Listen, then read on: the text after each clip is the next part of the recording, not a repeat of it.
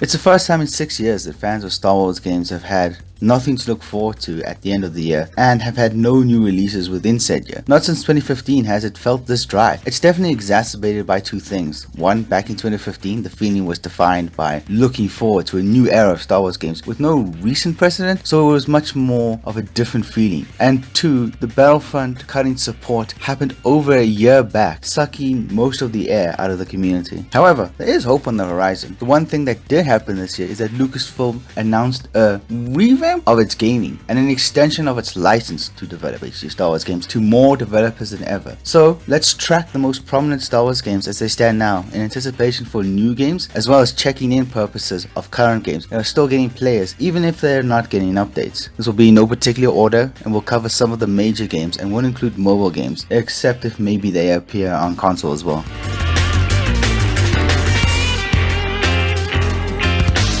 First is the Knights of the Old Republic remake. This rumor popped up months ago and Jason Schreier all but confirmed its legitimacy when he popped up on a reliable forum where the rumor started. I suspect few would have guessed Aspyr would go from ports of classic games to a full-on remake of KOTOR, even if they were porting old Star Wars titles. There's no word on a release date, so we as Star Wars gaming fans can add another event to our soon list. The game will launch on PC and as a PS5 console exclusive, has Matt Berner, a former BioWare employee lead gameplay designer, BioWare being the original creators of the game if you are unaware, and will have Jennifer Hale reprising her role as Bastila. I've never played the game myself, but according to many it's one of the greatest Star Wars games of its time, so I'm excited to try it out, especially if it's up there with the Demon's Soul remake and Ghost of Tsushima, the project having developers that worked on those games as well. If this can be done well, it can set a precedent of bringing classic Star Wars games into the modern age for all to enjoy, whether that be in the form of a remake or spiritual successor or reboots.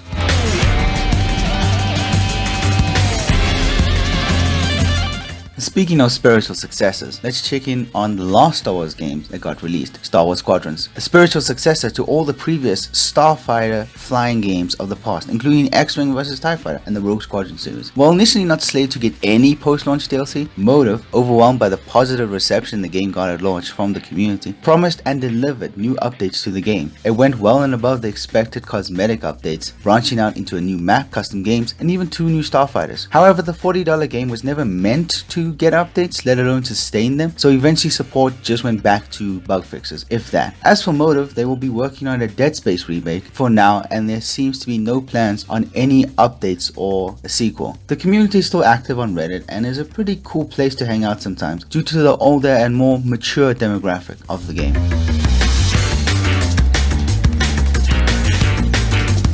Battlefront 2. Oh, it's one of my favorite games and I have so many videos on it already, and I could honestly talk about it for way more, which is exactly the reason I'm going to keep this short and sweet. The game ended support in April of 2020 after some pandemic related delays pushed the final update's date forward. The end of support wasn't announced until a day before the update and thus caught everyone by surprise. There have been loads of different opinions regarding the game, most of which you can throw in the trash due to their toxic nature, but mostly lacking nuance or understanding of how game development works. Okay, I'm gonna calm down. The most speculated topic around the community for most of this year was Battlefront 3. However, thanks to an increasing lack of evidence, onslaughts of unbelievable rumors, and DICE working on Battlefield 2042, most seriously don't believe a Battlefront 3 is coming anytime soon. I mean, they do believe some other incredible nonsense, but that is a rabbit hole for another time.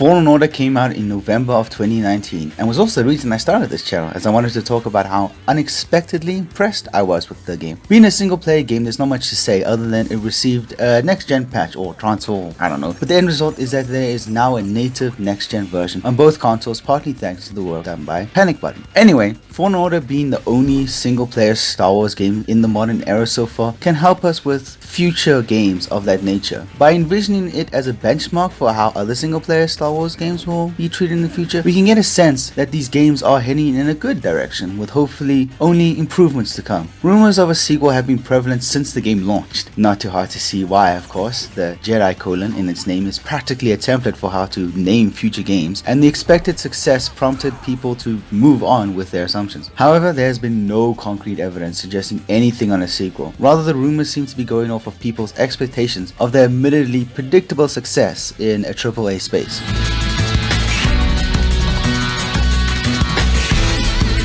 Star Wars Hunters is the closest game to release, albeit a soft release. It is a mobile and Switch game with that soft launch imminent that seeks to create a small battle arena hero shooter that very much looks like it's meant to be played on the go. You can tell some clear talent went into making at least the art assets, and there's a super fun tone to it all, but the quality, while high for a mobile game, seems to be up to the quality of a mobile game. Not very exciting in my opinion, but it is the closest game nevertheless, and hopefully the Switch port will bring it up to snuff.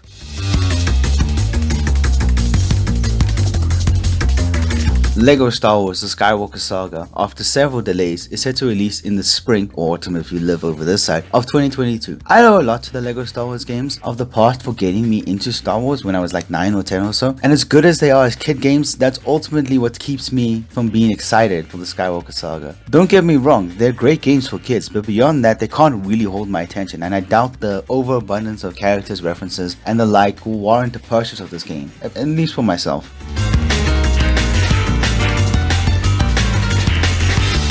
One of the first recipients of the Lucasfilm gaming license extension was Ubisoft and their developer Massive Entertainment. Massive are known for their Division series, and in turn they work in the Snowdrop engine, initially made for those games. The Division games are often seen as the best at escaping the Ubisoft formula they seem to have imposed on most of their open world games, but unfortunately they don't seem to escape the questionable business models and PR blunders synonymous with the French-based publisher. Either way, all we know now is that the game development is underway. It will be a story-driven as opposed to multiplayer, I suppose, and an open world adventure which fans have been clamoring for the most superficial reasons. This is the next big game in terms of Star Wars we know of in development, and is probably therefore the most high profile.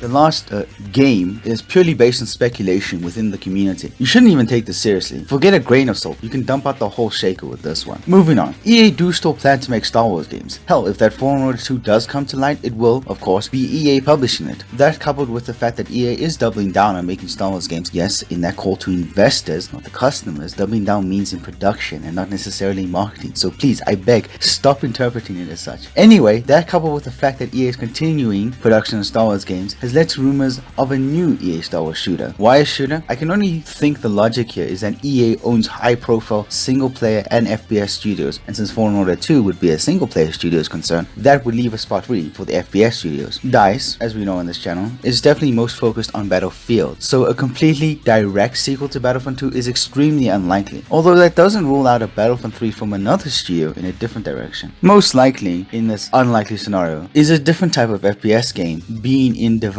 by one of EA's many studios, and only speculation can take you further than that. Well, there we have it. The state of most major Star Wars games, present and future. The future seems brighter than it did at the beginning of the year, especially with the announcement of the license expansion. But we still have to see this year out before we can get any new content, and we have to wait even more before we get our hands on, once again, a big budget, high quality Star Wars game.